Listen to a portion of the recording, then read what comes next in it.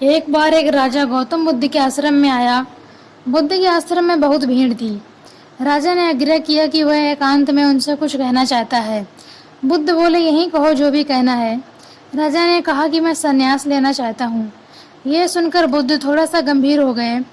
फिर बोले, तुम संन्यास्त होने के लिए, दीक्षा देने के लिए मेरी एक बात का पालन करना होगा। राजा ने कहा, जब संन्यास्त होना है और दीक्षा लेना ही है तो सब शर्तें मंजूर हैं।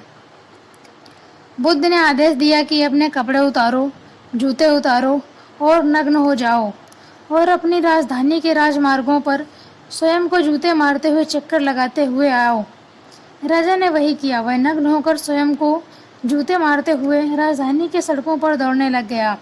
उसके चले जाने पर शिष्यों ने कहा कि जब हम दीक्षा लेने आए थे तब आपने ऐसा कठोर शर्त तो नहीं लगाया था। आप तो स्वयं करुणा के अवतार हैं, फिर राजा के साथ ऐसा कठोर व्यवहार क्यों? बुद्ध बोले, जब तुम लोग संन्यास लेने आए थे तब तुम्हारे में अहंकार बहुत बड़े नहीं थे, इसलिए तुमसे द्वार द्वार भिक्षा मंगवाकर ही काम बन गया था। पर यह तो राजा है, इसका अहंकार बहुत बड़ा है, इसलिए महारोग की दवाई अधिक शक्तिशाली होनी चाहिए। राजा जब इस दशा में अपने ही प्रजा के सामने गुजरेगा तो अहंकार शूर हो चुका होगा। राजा ने शाम तक शर्त पूरी कर ली और बुद्ध के चरणों में आकर बैठ गया और कहने लगा, भंते मुझे दीक्षा देकर अब तो संन्यास्त करें।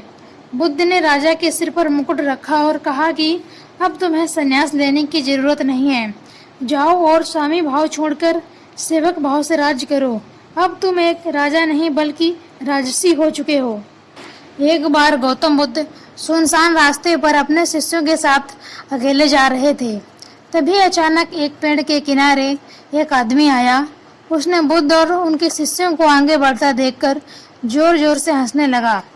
उसे देखकर बुद्ध और उसके शिष्य वहीं खड़े हो गए।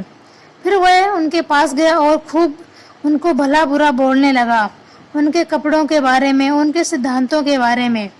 यह देखकर बुद्ध के शिष्य काफी नाराज हुए, पर बुद्ध काफी शांत थे।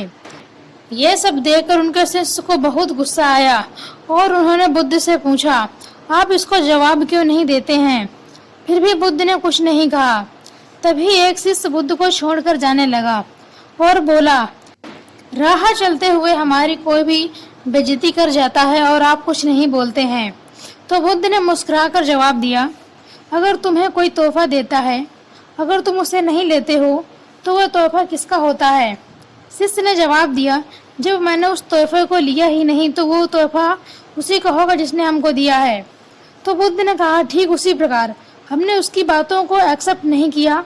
जो भी उसने कुछ बोला वह उसके लिए ही है और उसके पास ही है। तो बुद्ध ने कहा, फिर आगे चलें।